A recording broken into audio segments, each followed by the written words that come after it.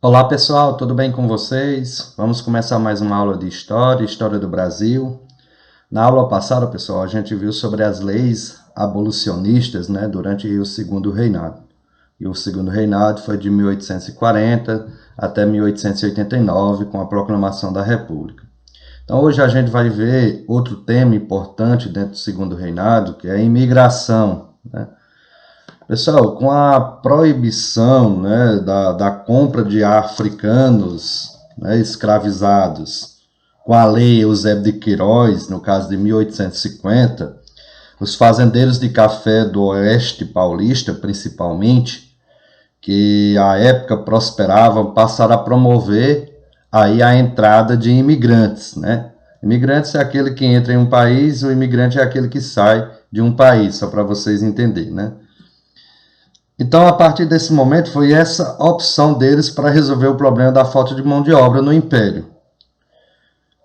Com o fim aí da proibição da compra de escravos, faltou-se a mão de obra. Quem iria trabalhar para eles quando a escravidão fosse extinta?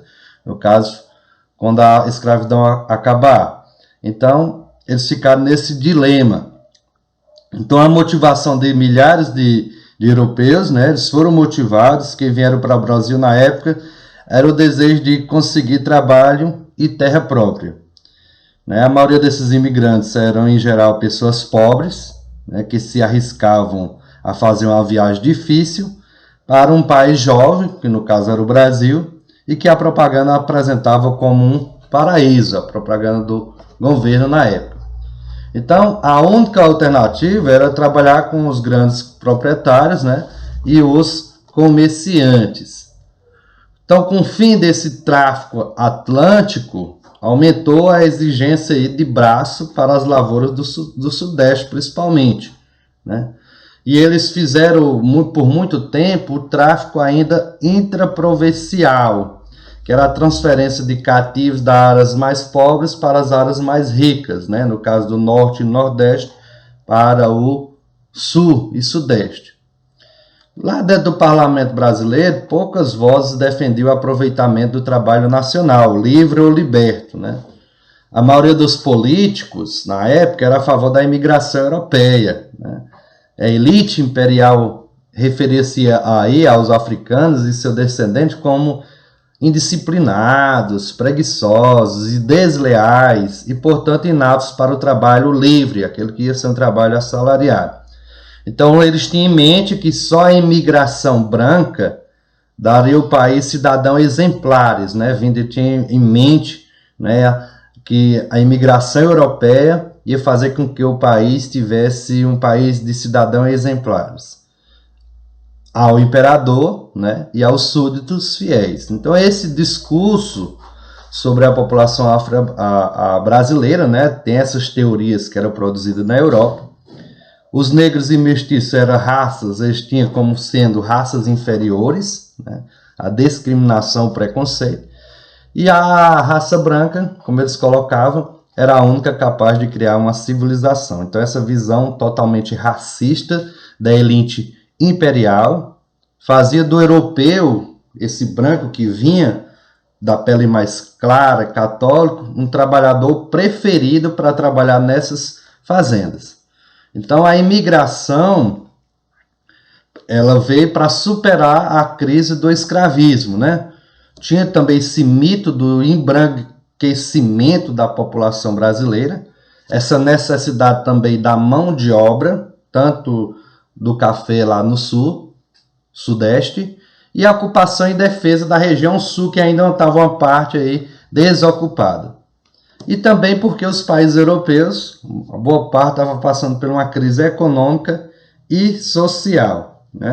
Então, a partir dessa época, chegando ao Brasil, os imigrantes se viam uma situação muito difícil daquilo que era mostrado na propaganda do governo. O trabalho na lavoura era pesado, né?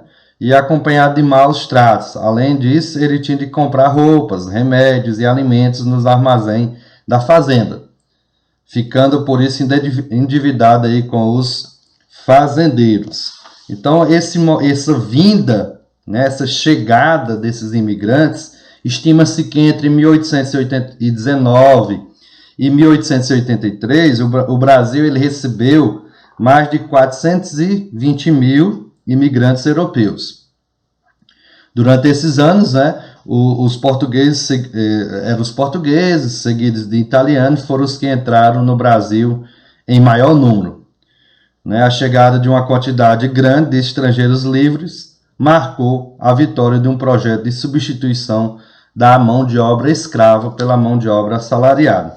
Então, entrou-se aqui no Brasil portugueses, italianos, alemães, espanhóis, russos, né, franceses, né? E tudo isso favoreceu principalmente também que enquanto os italianos trabalhavam mais nos cafezais, os portugueses e espanhóis dirigiram-se sobretudo às grandes cidades aqui do Brasil, principalmente Rio de Janeiro, São Paulo e Salvador, onde começaram a montar seus pequenos comércios, né? Trabalhava ali como artesão, carpinteiro, ferreiro, sapateiro, ou como operários, né?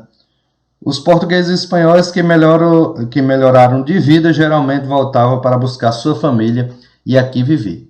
Já no sul do país, o interesse era mais povoar, né, do governo brasileiro, povoar aquela área, né, que é uma área desabitada, e defender as fronteiras, né, que levou o governo, aí, principalmente Dom Pedro II, a oferecer lotes de terras a quem desejasse plantar. Então, muitos europeus, sobretudo os italianos, alemães e eslavos, que são os poloneses, russos, ucranianos, e holandeses, vieram para cá com a esperança de ter uma terra própria. Imigrantes deviam ocupar pequenas propriedades em áreas escolhidas pelo governo. Então, essa daí foi a nossa aula de hoje sobre a imigração no Segundo Reinado. Tenha todos bons estudos e um bom dia.